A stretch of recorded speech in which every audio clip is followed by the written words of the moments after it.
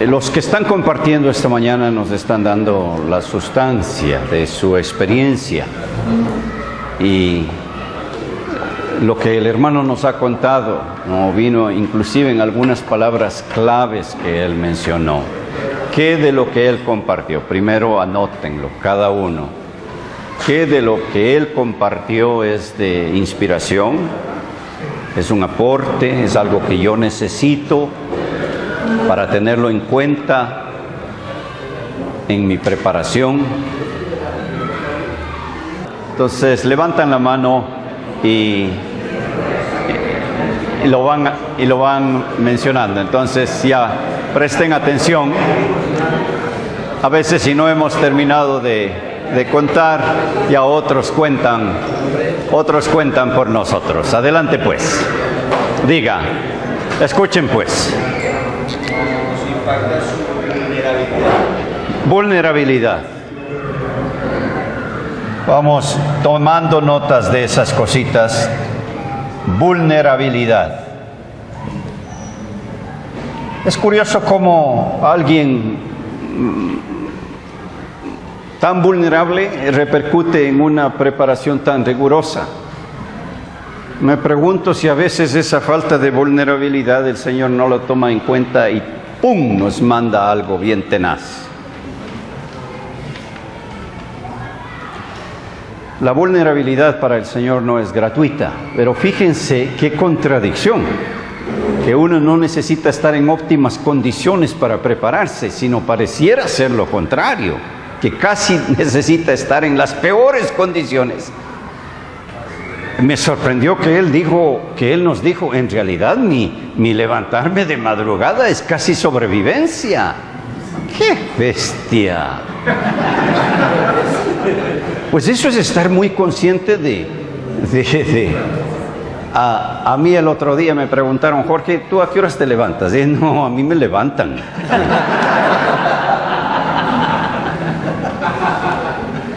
Muchas gracias, qué bonito que tomaron nota de eso. Diga, sensibilidad.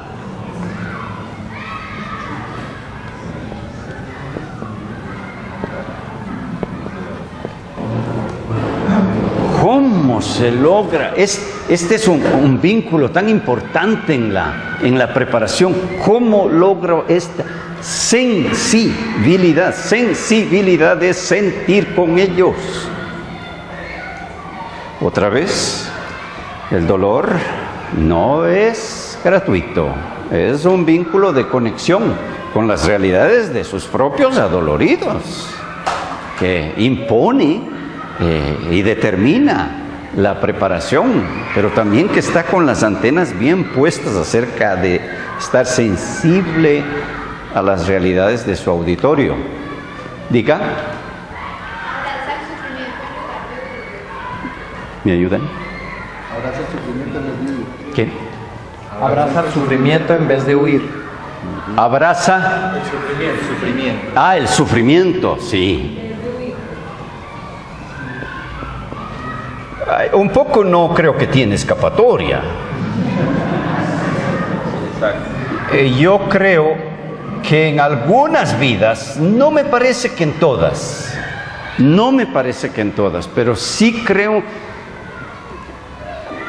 tampoco, no, oigan bien, no soy tan presbiteriano en esto, ¿no? Pero alguito tengo, como que hubiera una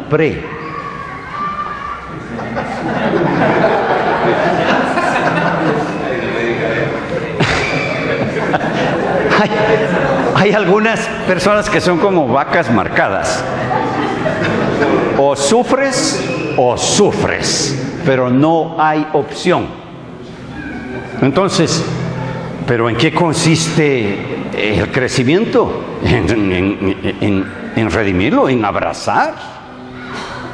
Entonces, este es el tipo de dolor, vamos a decir, redimido. No les dije, el último libro de Pilar Sordo, la psicóloga chilena tan renombrada hoy en día, su último libro es Bienvenido el dolor. En otras palabras, el dolor sana, el dolor da mensaje, el dolor conecta. Tantos beneficios que trae el dolor, correcto. La renuncia a la carne y a sí mismo. Renuncia.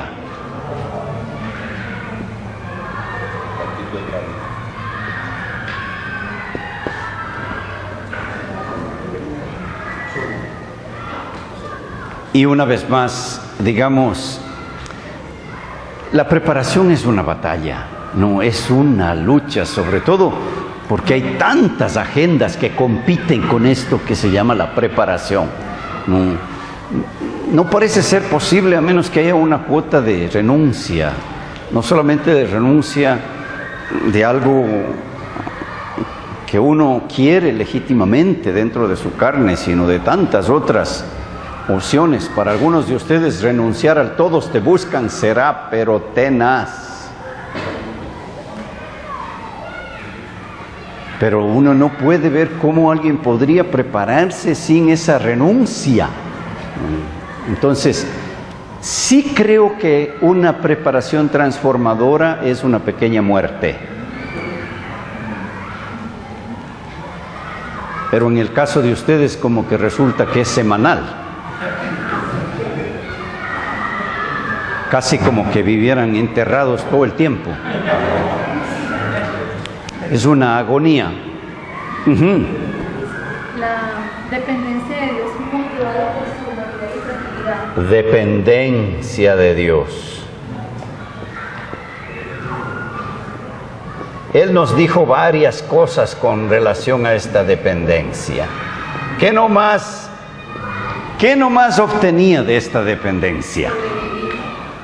Sobrevivir. Eso es bastantísimo. ¿Qué más resultó de esa dependencia? Textos, correcto. ¡Qué belleza! Los textos. ¿A ustedes no se les hace maravilloso Dios soplando? Señor, una sopladita, por favor. Ya que lo has pedido, ¡ay, el gran soplón! Cuando ustedes sientan que no pueden pasar los exámenes, pues pidan que les soplen. El gran soplón, el Señor les sopla los textos y yo tengo la impresión que bastante de unción está ahí. Porque es texto fresquito, es texto con aceitito, es texto puntual, porque ¿quién más que el Señor para conocer el corazón? Él, qué bello. ¿Algo más? Integridad. Integridad. Fíjense cómo algunas cosas se van repitiendo.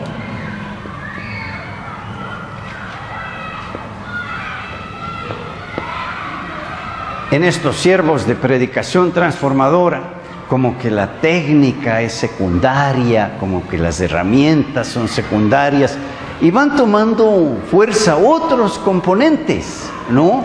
La integridad es supremamente importante, por ejemplo, en el predicar de ahora.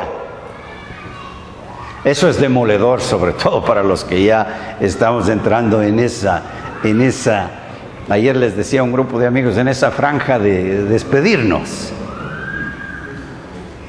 ¿Por qué creímos que a más experiencia íbamos a ser mejores? Y resultamos con una conciencia de no dar la talla que es demoledora cuando nos acercamos al púlpito. Esto he chequeado con cada uno de mis colegas. La batalla más tenaz para nosotros en este ciclo de vida, ¿saben cómo se llama? Culpa.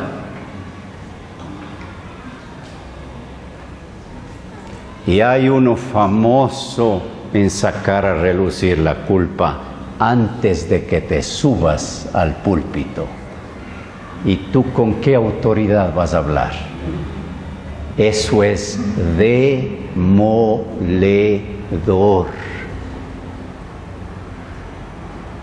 Uno creía que más viejito, más experiencia. Uy, más bonito voy a lucir, más bonito. Pero por ningún lado. ¿Alguien más? Diga. Insuficiencia. Eso es. Insuficiencia. Me contaba hoy una hermana que le han pedido predicar el domingo y está pero asustada. Y yo le decía, qué envidia, esa debe ser la actitud. ¿O no? El día que nos preparemos sin susto, mejor paren. Esto se ha vuelto una máquina de producir mensajes. El día que nos preparemos sin susto y vieran cómo el susto determina la predicación. ¿Por qué? Porque uno quiere estar menos asustado. El susto es un agitador enorme. Es casi dado por el Señor. Algunos de ellos que estaban conscientes de la palabra decían, no, envía al que tienes que enviar. No soy. No, tú eres. Sí, pero no soy. Pero te guste o no. ¿Jesús habrá pasado por esta crisis? Y yo quiero decir que sí, sin disminuirle, pero que hubo momentos cuando no. Creo que vivió todo lo que nosotros hemos vivido, porque Él, en una forma única, eso no nos ha pasado a ninguno de nosotros, pero a Él sí. Su muerte estaba anunciada. Él sí era crónica de una muerte anunciada. Y mientras más abría la boca, más se acercaba al patíbulo. Y por eso, para que la muerte no viniera antes, sino en el cumplimiento, Él tuvo que no precipitar las cuestiones. Pero vivir con la conciencia de que esto efectivamente me está conduciendo al patíbulo, tuvo que haber sido demoledor y haberlo trabajado con el Padre. ¿Cómo es que no enloqueció antes? Pero que el Señor nos bendiga con una conciencia de insuficiencia, porque ¿quién es suficiente? Dice Pablo. Esta es palabra ajena. Esta no es palabra neutral, esta no es palabra que deja las cosas quietas, esta es palabra amenazante, esta no es palabra fácil, esta es la palabra de Dios. Esto es mayor para estas cosas. ¿Quién es suficiente? Y esa insuficiencia determina la preparación. Fíjese que entonces, por lo menos con este nivel de predicadores, estamos saliendo de 2 horas, 5 horas, la concordancia, la introducción. No, ya nosotros sabemos de esas cosas, ¿no es cierto? Sí, ya sabemos, pero son estas las que la hacen transformadora. Bueno, una más. Ustedes de atrás, ¿qué no han dicho? Autoridad. ¡Uy, qué belleza! Teniendo en cuenta los 3 elementos que usted nos enseñó ayer, de autoría, autorización y de... ¡Ucha! Hay un regalazo. Esa es como una recomendación que siempre he querido que me la hagan, pero no me la han hecho todavía. A ti ya te la hacen con solo un testimonio. ¡Qué belleza! Pero salen pues esas 3 cosas. Autoridad, autoritativa. Y a lo mejor ahí está el impacto de la palabra y de lo que este siervo, no, realmente no ponerlo así, ha logrado, sino lo que el Señor está haciendo a través de él y su iglesia tan que nunca lo buscó, pero en pocas ciudades uno le puede decir al taxista sin la dirección: me lleva a Shalom, y todos los taxistas de Armenia saben dónde queda Shalom. ¡Qué belleza! ¡Qué belleza! Uno no tiene que decirles: me lleva a Shalom. Es envidia, ¿no? Es una belleza. Ayer dije que permitiríamos a alguien del público hacerle una pregunta. Este es su momento. Alguien tiene una pregunta que se lo quiere hacer, pero que tenga que ver con esto, pues. No que si tiene ortodoncia o no, nada de eso. Pues, a ver, pues. Ya ese hermano estuvo desesperado y ya levantó la mano, entonces hágasela, pues. Ponte de pie y hazla. Si Dios te dijese, te quito todo tu dolor, todos tus achaques físicos, ¿qué ves? y Dios te dice, te devuelvo tu amigo y te corro toda tu vida para atrás, pero no tendrías lo que tienes hoy, ¿qué le dirías a Dios?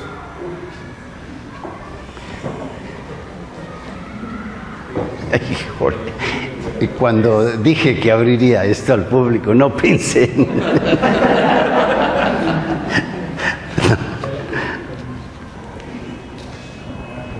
Sí, claro.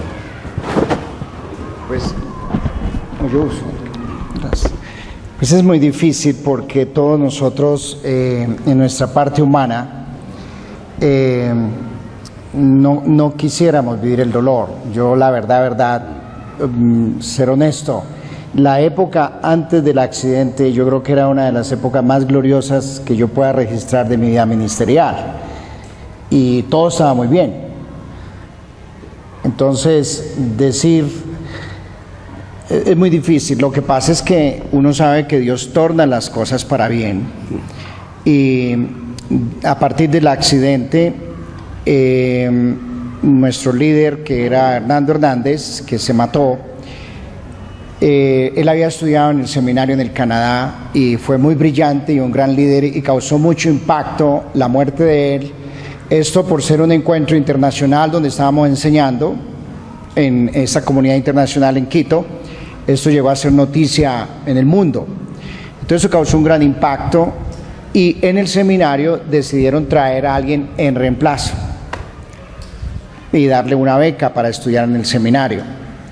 Entonces, a raíz de todo esto, el Señor tornó estas cosas. Yo llegué al seminario, y en el seminario yo había sido conocido como un evangelista en las universidades de América Latina y otros lugares, pues no de América Latina, pero diríamos en el ministerio en que estábamos.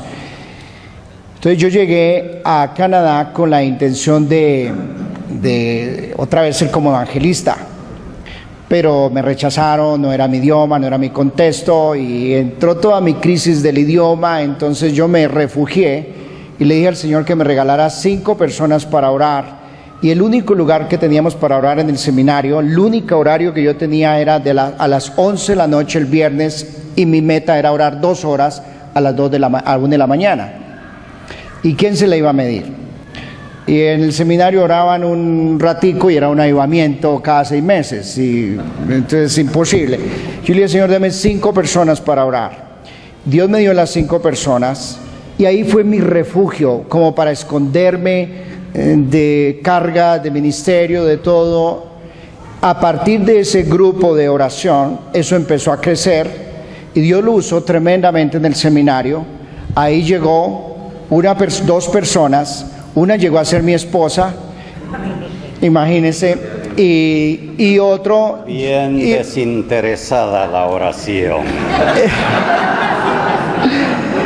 Y conocí ahí a una persona que el Espíritu Santo lo avivó, lo renovó, y se llegó a ser un gran amigo mío. Y después de que me vine a Colombia a trabajar a Medellín y a otras partes, él me siguió, vino aquí a Medellín, me siguió a Manizales, lo visité en Costa Rica, llegamos a ser muy buenos amigos. Vino el terremoto, quedamos sin nada, y mi esposa estuvo conmigo, y este amigo que conocí allá, Dios lo usó para construirnos una iglesia que es un auditorio de 1.500 personas. Tenemos 2 cultos ahora. Entonces, si usted ve todo este panorama, como dijo José, lo que ustedes intentaron para mal, Dios lo tornó para bien. Entonces es difícil uno decir que escoge, porque la verdad, a pesar de todo esto, Dios lo ha tornado para bien. Qué belleza. Para resumir este testimonio, sí les quiero decir, todos nosotros, los colegas de él, en este ministerio en el que hemos crecido juntos, todos reconocemos que él es nuestro ejemplo de alguien de una vida de oración. Cuando él habla de oración, la vive. Punto. No es teoría. Y entonces eso se ve, pues. Eso se ve reflejado en la predicación. Rubencho, hermano, muchas gracias. Que de verdad Dios te bendiga. Gracias por estos regalos tan especiales, estos tesoritos. Bien, algunas, la sección de herramientas para la palabra.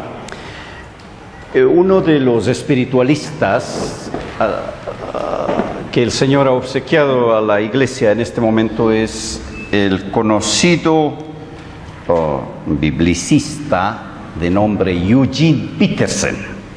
De él viene la versión de la Biblia parafraseada que se llama correcto, El Mensaje. Es la obra monumental, sin competencia de paráfrasis de toda la Biblia. Se llama El Mensaje y creo que ya toda está en español, ¿verdad? He visto el Nuevo Testamento, Salmos y Proverbios ya en español, El Mensaje, pero es toda la Biblia parafraseada. Eugene Peterson. Y el extracto que vamos a leer viene de su último libro, que se llama, y Vida lo ha traducido, y está en la bibliografía de ustedes, Come, así se llama, Come este libro.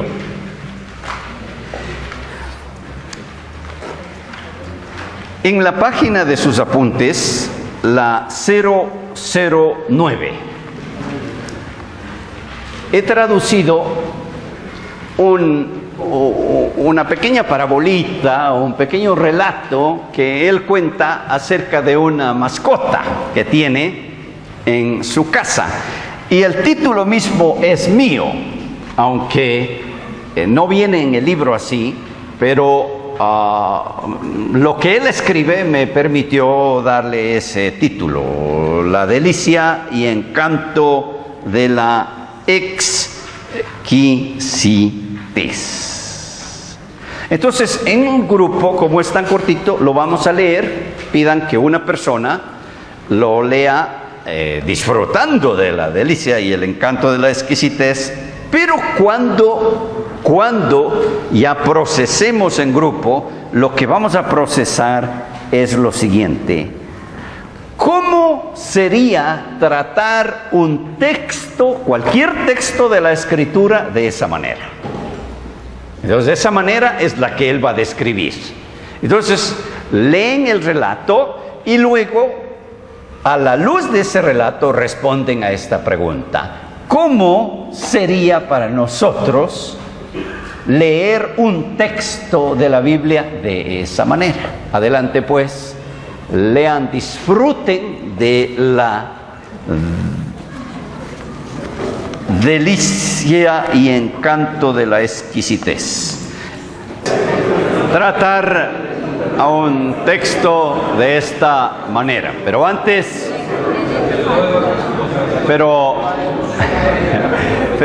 de responder, esa era la pregunta,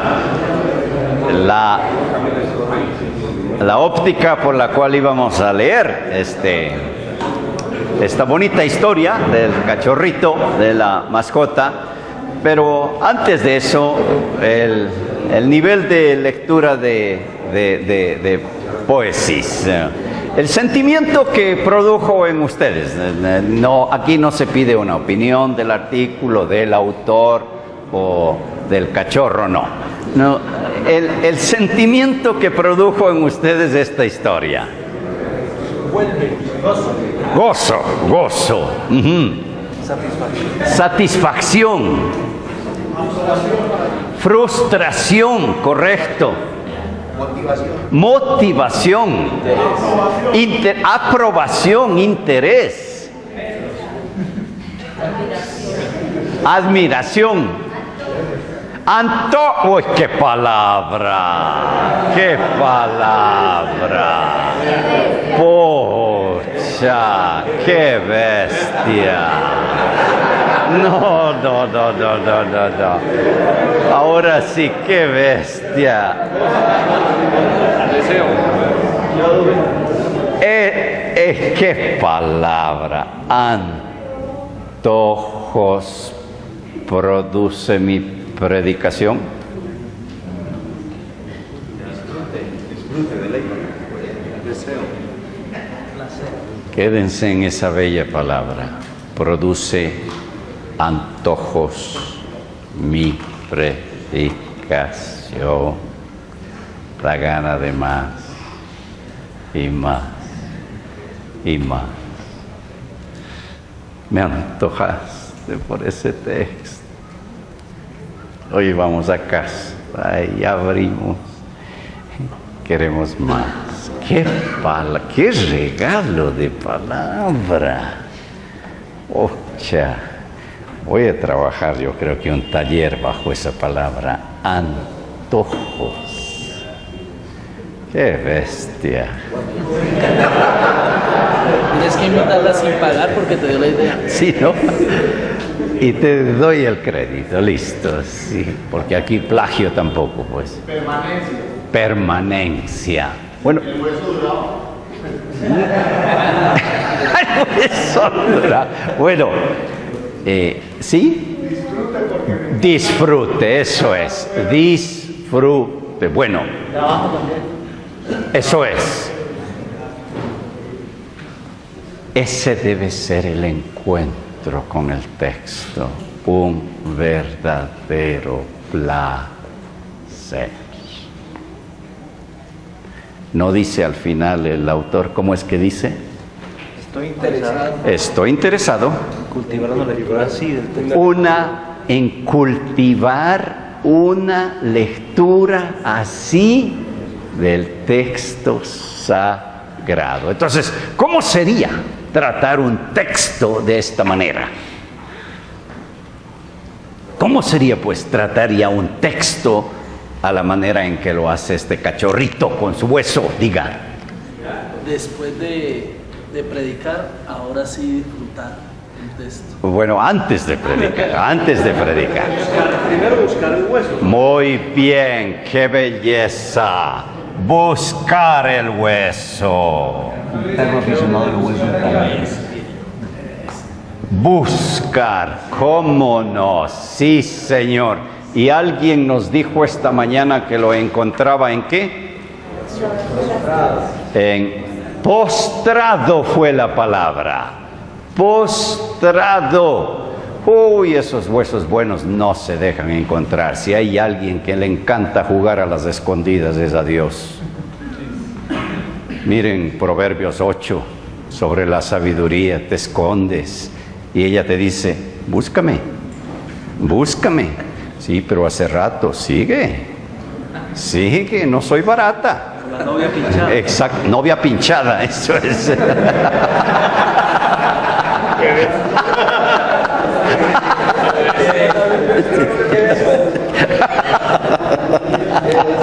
Muy bien, buscar.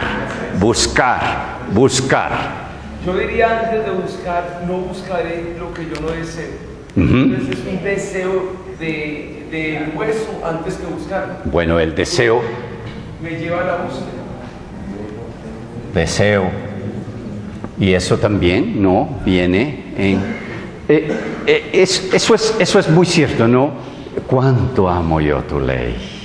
Ay, qué belleza. Así dice, ¿no es cierto? Salmo 119. Oh, cuánto amo yo tu... Eso es muy cierto, el cultivo del amor. Oh, cuánto amo yo tu ley. De pronto eso precipita, bueno, es tan bueno tanto amo ese hueso que ahora sí voy a buscar ese hueso. Listo, muy bien. ¿Qué más? Diga pues que está desesperado. Hay algo hermano, que yo he dicho como graduado en teología. Uno cree que porque conoce las técnicas de interpretación no necesita iluminación en cuanto al texto. Correcto. El rito del perrito, me permiten eso, y el libro de Daniel habla del asunto. Daniel entiende la cuestión de Jeremías y va y pide a Dios y Dios da iluminación. ¿Cómo no? Nosotros no cultivamos esa disciplina. Bueno, qué belleza la búsqueda de iluminación.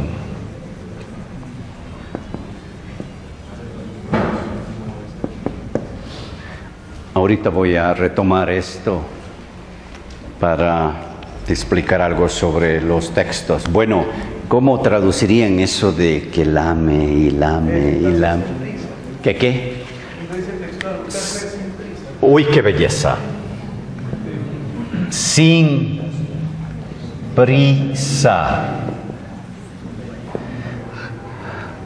En este mundo posmoderno la velocidad ha dejado de ser técnica para volverse filosofía. ¿Y qué quiere decir? Quiere decir sencillamente que la velocidad se ha vuelto ya una forma de vivir. Entonces, ya leo y ya quiero tener el bosquejo y ya, ¿no? Hay un movimiento secular que inició en Inglaterra, ya está en varios países, ha llegado a Colombia también, se llama el Movimiento por la Lentitud. Y uno de sus pensadores, o de los que está registrando este movimiento, es un periodista canadiense, Carl Honoré, con H, Honoré, quien ha escrito el librito Elogio de la lentitud, o a la lentitud. Qué belleza, ¿eh? Efectivamente, si vamos a saborear el huesito, tenemos que hacerlo lenta,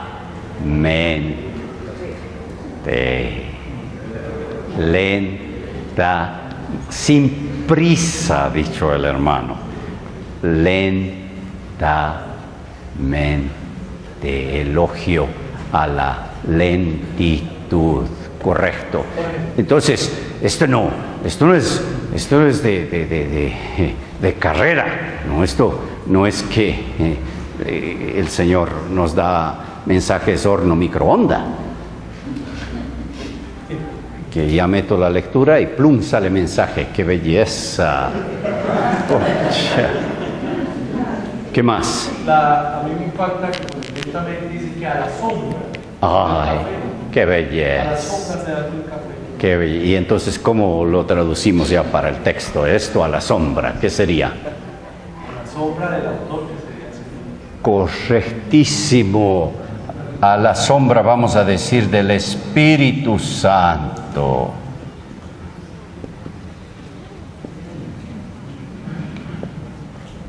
Bella esa figura, ¿no? A la sombra, bajo coaching, ¿no? Bajo guía, claro, bajo, usted ha dicho, la iluminación. Alguien que venga a decir, ¿sabes qué? Eso significa esto.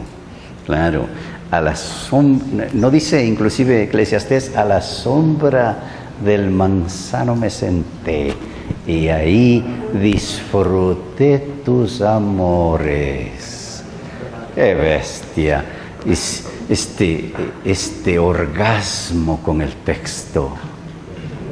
¡Pucha! Espero que se antojen de orgasmos, pues.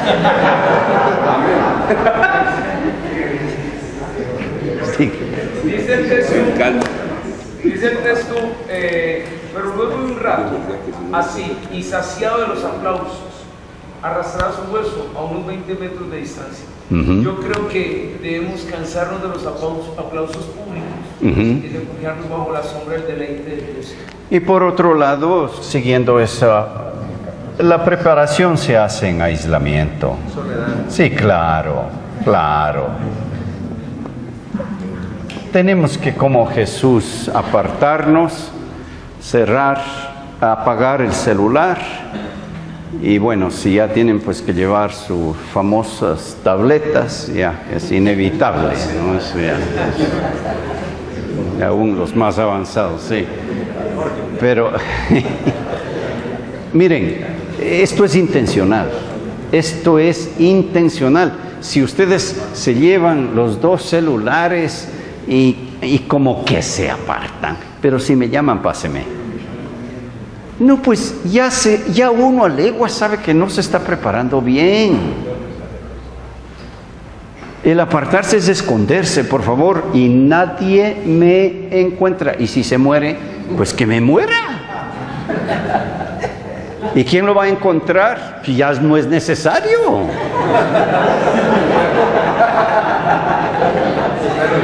Y las deudas, pues ustedes tendrán que pagarlas. No. Tomen nota. La preparación hacia la transformación es apartada, es intencional. Me pierdo. Nadie me encuentra y no me llamen, no me pasen. Inclusive para evitar eso me escondo. Ojalá que cada uno de nosotros tenga esa cuevita, ese escondite, eso es, ese escondite que es físico también.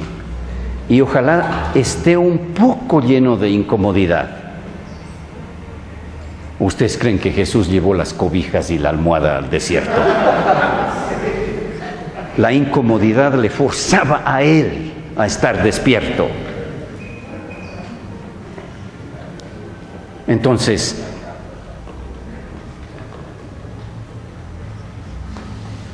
es como que el Señor dice, ¿en serio estás detrás de una palabra, no? Aquí viene. Buscad y hallaréis. Entonces, este apartarse que es enfatizado constantemente ya no es opción frente a la predicación transformadora.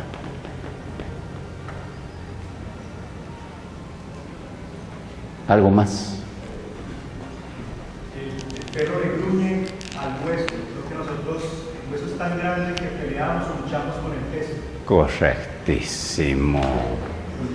Es que el hueso es casi más grande. Y esa es una metáfora porque todo texto nos rebasa, ¿o no? Claro que sí. Entonces tenemos que luchar, claro, con el texto, luchar. Y esto puede significar leer, ¿y qué más? Leer, ¿y qué más? Leer, ¿y qué más? Leer. Y esto puede significar orar, ¿y qué más? Orar. ¿Y qué más? Orar y orar. Y esto puede significar leer en varias versiones. Y supongo que para la gran mayoría de ustedes, leer en el original. Es verdad que no se nos pide saber el griego y el hebreo, pero por favor sí podemos leer alguito y con ayuda, tanta ayuda que hay ahora, leer ciertos significados que no salen con esa misma fuerza del original en el griego. Entonces, esta tarea de la lucha, leer y leer y leer, y en ese esfuerzo del perrito que alguien nos dijo en una ocasión, por ejemplo, que el gran problema con las parábolas es que no se dejan predicar. Y eso es muy cierto. Si son esquivas las parábolas. Y cuando uno cree que ya la tiene, descubre que ni siquiera el 10%. Esta es la naturaleza de la Escritura, que es inabarcable. Tengo es una partícula. Y eso lo logré luchando y luchando y luchando. Solo les quiero decir esto, una partícula cambia el mundo. es suficiente, porque la ley del reino es como el grano de mostaza, y crece y se hace árbol y vienen las aves del cielo a comer. Entonces, la lucha con el texto, leer y leer y leer y leer, y muchas veces parar y orar y mirar otras versiones. Señor, no agarro, por favor, quiero más, no estoy satisfecho. Y vuelve y paran, salen a caminar y vuelven. Eso es. Ajá. Porque hueso sin sustancia no hueso. Bueno, esa es, claro, esa es la idea, ¿no es cierto? Lo que estamos detrás, porque huesitos guardan sustancia, ¿no es cierto? Soy un apasionado de los huesos, porque, como decía Diego, vengo de una familia que era muy pobre y lo que había eran huesos. Entonces nos volvimos expertos y esa fue primer conflicto matrimonial, creo que fue cuando la doña iba a botar los huesos de un primer pollo. ¿Cómo así que usted va a botar los huesos? No sabía en el noviazgo, no supe que me estaba casando como un come huesos. Uy, me vieran comer huesos. Es un placer. Disfruto, le doy la vuelta, le rompo para sacarle el jugo. Eso es, porque bienaventurados los pobres. ¿Sí o no? Bienaventurados los pobres.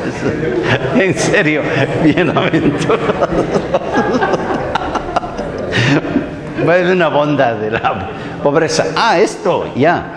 Una vez esa pregunta que le hiciste a Rubencho, me despertó algo. Le hicieron al famoso teólogo René Padilla, hablando de pobreza, cuando él cuenta el hogar en el que nació. Entonces le hicieron exactamente esa pregunta. Si el Señor te diera la oportunidad de volver a nacer y te da ahora sí a escoger, ¿escogerías la misma casa? Y dijo, la misma. Porque tuvo un propósito más allá de la pobreza. Yo me acuerdo, porque le oí a él responder así. No, si a mí me preguntan, no. Mejoremos, subámosle el estrato un poquito. Yo no soy tan virtuoso como René. Pues suba el estratito, ¿no es cierto? Pero qué carácter. Redimió su dolor. Vio el propósito de Dios. Entonces, algo más. ¿Qué es? Ya, pues las manos están, démosle una oportunidad al profesor. Diga pues. Solo que quería mencionar algo, Jorge, que me impactó mucho una vez escuchando a John Stott. Decía que él no estudiaba la escritura, sino que él la meditaba postrado. No porque él era bibliólatra, sino porque era por respeto a la revelación. Entonces me parece que meditaba postrado. ¡Qué bestia! Me parece que es más un ejercicio de contemplación. ¿Cómo no? Que de estudio. ¿Cómo no? Es curioso, esta mañana, pensé en él y dije, ¿le pongo o no le pongo de ejemplo? Y preciso lo que estaba pensando era lo que acabas de decir. Entonces ahora sí ya siento que tengo el permiso. En Cuba me había dicho Jorge, antes de la predicación, pues, antes de desayunar, reunámonos para revisar y para orar. Entonces un día me levanté antes de la cita. Y como él dejaba la puertita abierta, entonces me fui a ver cómo era, ¿no? Entonces entre el espacio que quedó abierto, me encontré exactamente a semejante gigante de la Escritura. Estaba arrodilladito, tenía las manitos así como niñito, tendría 78 en aquel entonces, y tenía la Escritura ahí. Exactamente como dices, me quedó así grabado, y así con sus manitos, como si fuera niñito chiquito, no, al pie de su camita, ya estaba bien tendidita, cuartito muy sencillo que le dieron los cubanos, estaba arrodilladito, y la Escritura ahí, y el cuadernito al lado.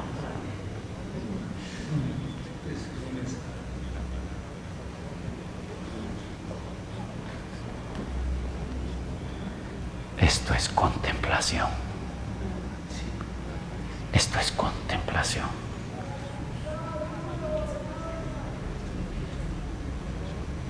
Y allí oraba. ¿Qué oraba, Señor? ¿Qué le dijiste? Cuéntame, ¿cómo le derramaste el corazón a tu papá? Quiero saber. ¿Qué contenía tu agenda de oración? Y allí oraba. Eso es efectivamente contemplación. Es bello, ¿no? Pero es verdad que uno tiene que morir a tanto, a estudio mismo, ¿no? A técnicas, a tener los comentarios apilados. Y cuando el Señor pareciera ser que por lo menos ahí, en este ciclo donde estamos, ya está pidiendo otro tipo de predicación. Entonces, ¿qué les parece? Que esta forma de leer lo vamos a aplicar a un versito, ahorita mismo. Adivinen cuál. Mateo 13:44, que dice que rapidito, el que lo tenga ya.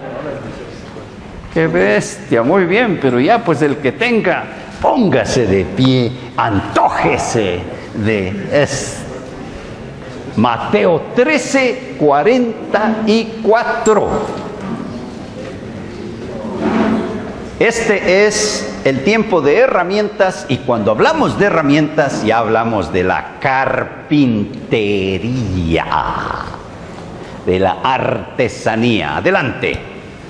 Además, el reino de los cielos es semejante a un tesoro escondido en un campo, el cual un hombre halla y lo esconde de nuevo, y gozoso por ello va, vende todo lo que tiene y compra aquel campo. Muy bien, ahora una dama, el mismo texto, pero haciéndonos ver que ya se antojó y hoy quiere encontrar ese tesoro. A ver, una dama, el mismo texto. A ver, pues, qué belleza. Además, el reino de los cielos. No, más lento, pues. Además, el reino de los cielos es semejante a un tesoro escondido en un campo, el cual un hombre halla y lo esconde de nuevo, y gozoso por ello, va y vende todo lo que tiene y compra aquel campo. ¡Qué belleza! Es una parabolita de un solo versito. Una lectura más, a ver en la... ¿Qué versión? Una versión internacional. A ver, pues yo veré una tercera lectura, tiene que ya darnos el tesoro. El reino de los cielos Eso es como un tesoro escondido en un campo. Cuando un hombre lo descubrió, lo volvió a esconder, y lleno de alegría fue y vendió todo lo que tenía y compró ese campo. Ahora sí, apliquen todo esto a ese texto, a ver qué encuentran, a ver si encuentran el tesoro. Adelante. Adelanten en los grupos, apliquen todas estas especies de herramientas que hemos dicho y a ver qué encuentran.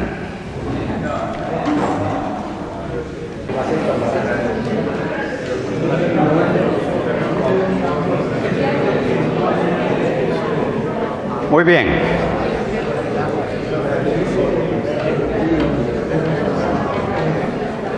Aceptamos pues las limitaciones de el tiempo por que debemos terminar a la 1 e ir a otros huesos. Pero, ¿qué encontraron? Les hago una primera pregunta.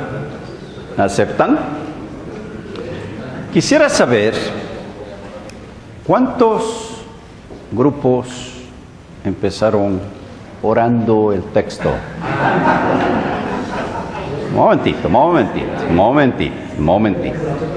Momentito. Levanten la mano. Uno de cada grupo, uno de cada de los grupos que empezaron orando el texto. Levanten la mano. Uno. ¿Y qué nos pasó?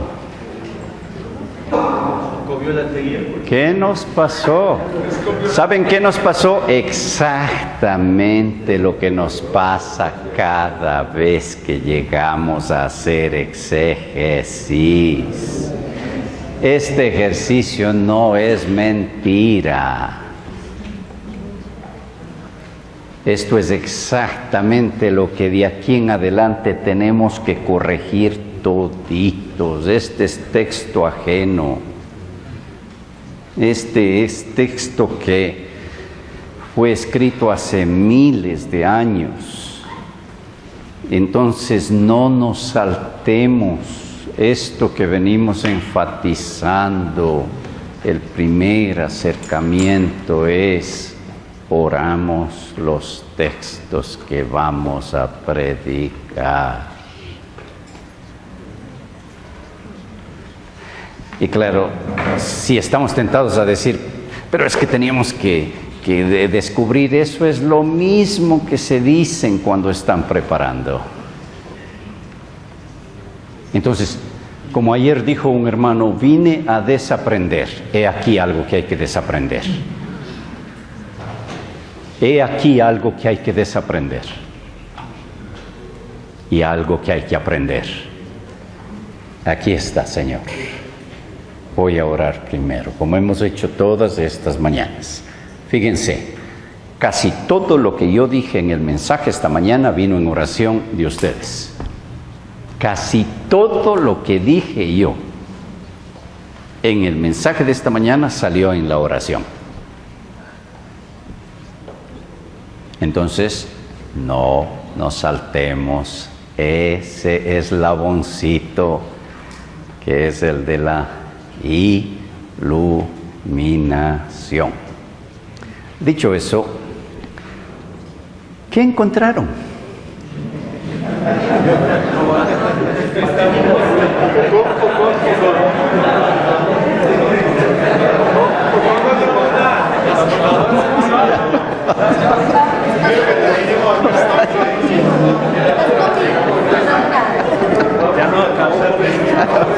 ¿Ya qué vamos a decir después?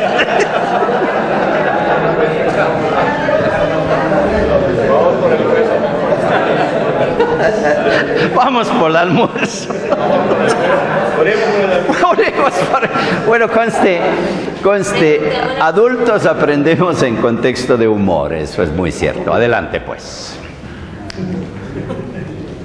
¿Qué cositas después de practicar la aplicación de algunas de estas cosas fuimos encontrando en este tesorito, pues, que es esta parábola? Adelante. Yo me hacía la idea de si me encontrara una caleta con millones de dólares. Correcto. ¿Qué sentiría? Como colombiano ahí había un vínculo, hubiéramos agarrado al auditorio inmediatamente. Uy, este es un país que sueña con encontrarse caletas. ¿O no? Claro, porque muchas veces los que se encuentran son unos sinvergüenzas que a uno le... No, pues Señor, ponle algo de justicia a esto. Déjame encontrar a mí una caletita. Exactamente. Este punto, fíjense, es para trabajar en este país, pero qué maravilla. Claro, eso es lo que queremos. Eso. ¿Qué más? El valor del reino. Muy bien. ¿El valor del reino en qué? Se describe en un tesoro que es... Correcto. Ahora yo te voy a hacer la pregunta porque hay que lamer y lamer y lamer. ¿Qué habrá sido? Hay que preguntarse. ¿Habrá sido monedas? Posiblemente cofre. Es muy posible. ¿Por qué? Porque el judío de aquel entonces, como sabía o vivía con el temor de ser deportado, ¿qué hacía con sus tesoros? Con la esperanza de ¿qué? Devolver. Pues si es Jesús conoció una conducta de los ricachos de aquel entonces y la vuelve algo del reino. Claro, pudo haber sido no necesariamente lingote de oro, pero cofre, muy posiblemente cofre con muchísimas monedas de oro y plata. No, pero no lo define, no define. Entonces la imaginación se destapa tratando de averiguar. Pero eso yo lo puedo capitalizar en pro del reino. Miren, el reino es indefinible. El reino es riqueza en todas partes, por favor. Me explico, hoy es de todos los tesoros imaginables, habidos y por haber, que ustedes me explico, ese es el reino de Dios. Entonces fíjense cómo lo indefinible del tesoro me abre un abanico de posibilidades. Correcto, ¿qué más? A mí me gusta mucho la palabra que es semejante. Muy bien. No nos da como es con una medida. Eso es. Sino que nos deja... Claro, es semejante, se parece, ¿no es cierto? Entonces es como algo indefinido ahí, elusivo, es como una comparación. Porque me parece que deja como que el reino de Dios es mucho más, como que le da un valor de muy, esa semejanza, dice que es mucho más que esto con lo que lo quiero semejar. Excelente. Excelente. Pero fíjense que aún Jesús tuvo que buscar algo concreto en donde hacer aterrizar esta cuestión gigantesca que se llama como el reino de Dios o el reino de los cielos. Entonces yo les pregunto, si un hijo de ustedes viene y dice, ay mamá, defíneme qué es el reino de los cielos. Mucha hijo. Fíjense lo que hace Jesús. Es un tesoro. Ay, eso es lo que hizo Jesús. Es un tesoro, es una caleta. Qué belleza, papá. Ay, exactamente. ¿Qué más encontraron? Diga. Encontré un desencanto. Desencanto. Ah. De todo lo que tiene por lo que ahora encontró. Ajá. Un cambio de perspectiva. El tesoro de aquí en adelante mide la vida. Ni la doña es comparable. Ni mis hijos son comparables. Ni mi empleo es comparable. Llegó a la vida una medida. ¿Y quién manda la parada de aquí en adelante? El tesoro. ¿Qué le dijo que debía hacer en esta parábola? Miren las cosas que el tesoro le dijo que tenía que hacer. Digan. Vender. ¿Y vender cuánto? Todo. ¿Qué más? ¿Para qué? Para comprar. ¿Qué más? Eso es, por favor. si dicen que el centro de esa parábola, dígalo, es el gozo, es el gozo. Y a lo mejor por la primera vez en la vida, a pesar de que tiene todo, pero ese todo no le ha producido gozo. ¿Y cuántos no tienen todo y viven vidas afligidas? Por primera vez entra el gozo, y eso sí, no lo va a renunciar. Diga, se deja encontrar, ¿no es cierto? ¡Qué belleza! Por favor, ese es el reino, se deja encontrar. ¿No? Esa es la bondad de este reino. Porque, qué afortunado este tipo, ¿no? No estaba buscando eso. Pero sí había algo. Tenía todo, pero vivía insatisfecho.